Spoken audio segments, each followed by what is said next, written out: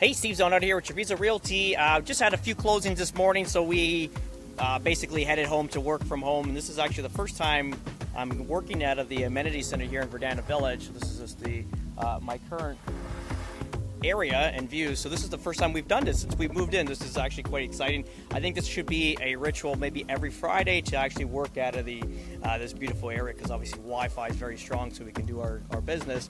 Quick update on the current market right now. Things have changed this week, which is great. We're starting to see less inventory, which is fantastic. We're doing sales.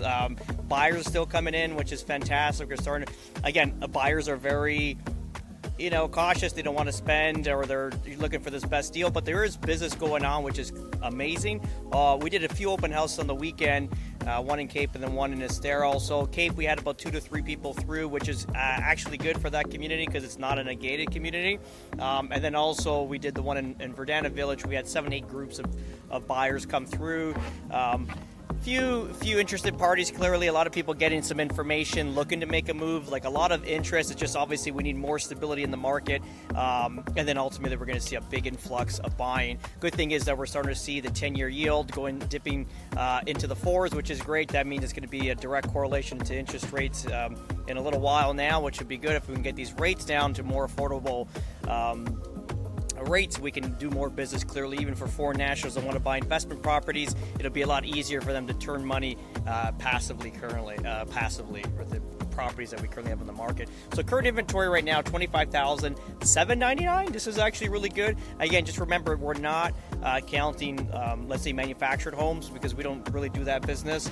And we've took out pending, because those are on the way to closure. So it's pending with contingencies, and then also currently what's on the market. So if you're on MLS, this is what you would see in a particular area. Just remember, when you're looking at it on MLS or Realtor.com, whatever you're doing, as just like a non-realtor, you're going to see, even if the property is contingent, like sold, basically waiting for like finance or inspection to come through, you'll still see it like the red dots in the neighborhood that you're looking at. So it'll look a lot more inventory than what it really is.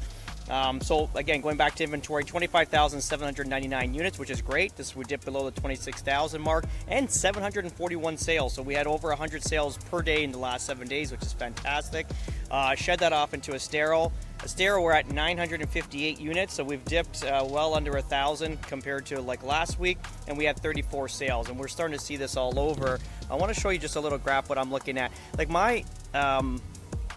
we bought these meta glasses too. These are actually cool. What we're using these for, you see a little camera there, but for clients that can't attend their pre-inspection closing, the PDI, we actually can link this up to WhatsApp, and we can have our clients from out of town, out of state, out of country, basically be there with me, viewing the whole process with the construction manager prior to closing, which is cool. Obviously another investment for or out of state, out of country buyers. But I'm always a big nerd guy with numbers. I love my numbers, and you always want to make sense of everything. You don't want to guesstimate, and this is good news. Again, so we've set it up to single family dwellings. This is all types of construction, so previously owned and new construction. So this is resale and new con, and pre-con wouldn't be in there. It's probably just new construction. Maybe pre-con will be in there. I'm not sure if they wrap it up.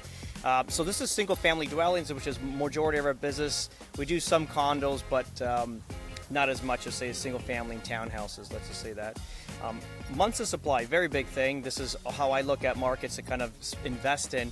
And if you look at September 2024, we had, what are we today? We're in April. Let's go to April 24, see where we're at. We were at just shy of 6 months of inventory in Estero, Bonita, and Cape, 7 months, and Naples, 7.7. Fast forward a year. So we only got reporting from March, because obviously we're currently in April right now. We're at 8 months of inventory and 7.2 months in Estero, 8.1 in Cape, and 10.3 in Naples. But if you kind of look at last month, we shed like literally 6 months or a half a month of inventory, which is great.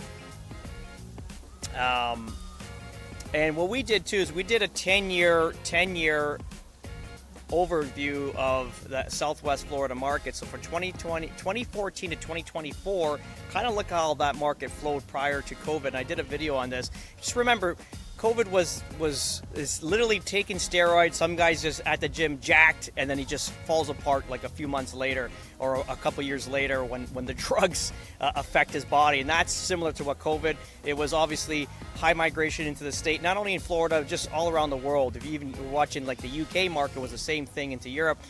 So if you looked at Florida, 2019, 2020 comes around, and there's this like huge buying into the state, and overwhelms the inventory, brings it down to like less than a half a month. So they had a 15 days of inventory, which obviously we've got our bidding wars and got the prices up and all that. But if you looked at 2019, the year prior to COVID happening, Naples always had 10 months of inventory. Now, and again, and in this month, or March rather. So look at Naples now. We're at 10 months of inventory, and the good thing is that we dropped, because we were at 10.6 and now we're at 10.3. So it's going down the right direction, like a normalized Florida market. That's why I hope people are not panicking. That's the thing. Like, I get it. Like, there's a lot of uncertainty clearly with the markets and up and down. But remember, the stock market it's a rich man's game. It's not. I'm not invested. Nor do I care about the stock market. Obviously, it affects a lot of things. But I think what's happening right now, if we look at the future of America, forget about right now, because you're going to get a lot of people that are hating on it because they don't understand the future. But if you're going to bring all manufacturing back into the United States, this is huge. Like look at China. If you look at China in the 80s, they never even had cars. They were literally on buggies, like the buggies and bicycles and mopeds and Vespas and all that stuff. They didn't even have cars. Fast forward when China's made the manufacturing factory for the world, not just America, the world makes everything there. Why? Because it doesn't matter if it's like a North American company, like an American company, builds iPhones, right? So literally they get it out down there, made a fraction, pennies on the dollar, bring it back here and sell it for top dollar in a market that's willing to pay for it. That's like stealing from the people that actually live in the country. It's not a long-term game. If you ever follow any Roman history, similar idea where they say all roads lead to Rome. And remember, Rome was a powerhouse in the beginning. They did everything in-house, and then obviously they started taking over territories, and then ultimately they spread everything thin. And then if you look at between Mark Antony and Augustus, Caesar Augustus, ultimately they split the capital, one in Egypt and one in Rome.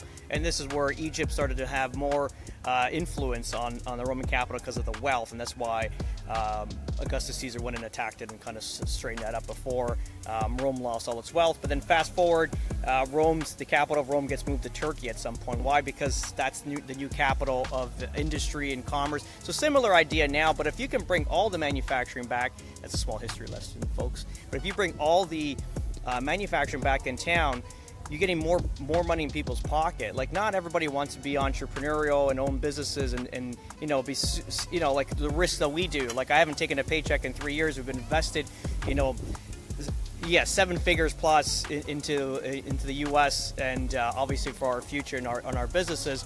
Not everybody wants to carry that stress. If you can get a job, well-paying job, in a manufacturing plant, like manufacturing vehicles, that could be generational. You make great money, great pension, great future, you have money in your pocket, and ultimately what that does is confidence in the people, confidence in their pocket. They are able to spend more input and output in the country, makes it more of a wealthier place to live. If you look at America back in the 50s, if you kind of look at the history again, if you were just a factory worker, you had in 50s and 60s, if you were a factory worker just bottling bottles, you owned your house free and clear, so no mortgage. You owned 2 cars, you had a cottage and a boat, and that's just a regular factory worker. And that's obviously like the height of America on manufacturing, and that's why the white picket fence and the double car garage home was everybody can do it. Why? Because everyone had money because of jobs associated. So I know everyone's upset. Not everyone is. There's some loud voices with the current administration, but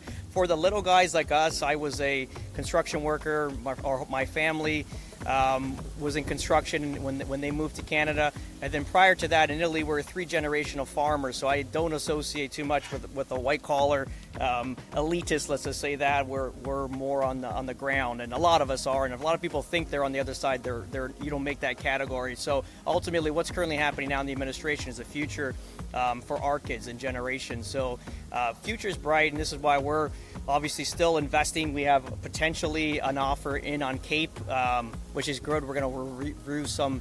We're going to be a little bit creative here, clearly because of the market and the overbuilt of those customs out in Cape Coral. But we're going to see if we can bridge this gap and get this done, and then we're going to start moving money out. We're looking at a few markets that are pretty hot right now. We're going to potentially fly out and take a look and see what's up, and we're going to move more money out and into the economy, because I believe we're going to be in the probably golden era that we've ever experienced, to be honest. I think when politicians are fighting for jobs realistically and putting actions towards that, bringing back manufacturing, I think that's going to be just what we all been wanting and wishing. And then ultimately people that don't understand it, they'll get the benefit of it later, and hopefully they come on board. But yeah, just a quick video.